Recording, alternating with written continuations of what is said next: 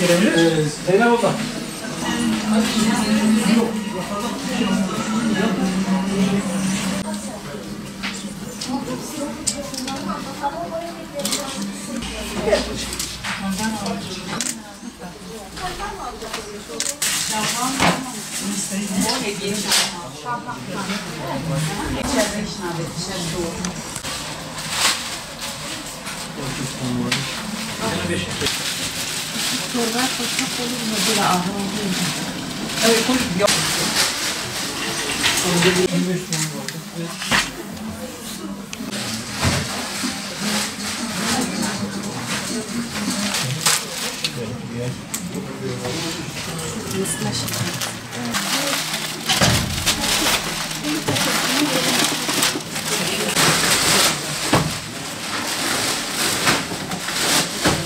Bismillahirrahmanirrahim.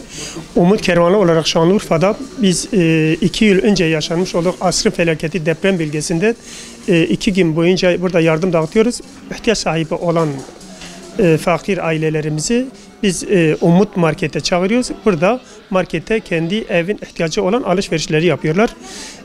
Bu asrın felaketinden 11 ilde yaşayan Umut Kervanı bütün bölgelerde şu an yardım çalışmalarını devam ediyor. Bu birkaç gün de devam edecek inşallah.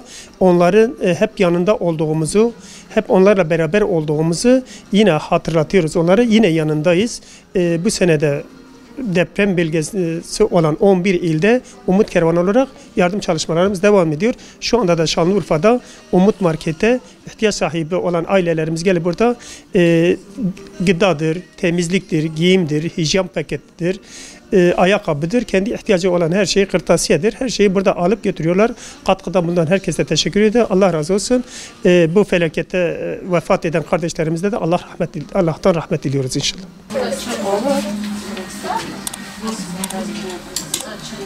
Dene.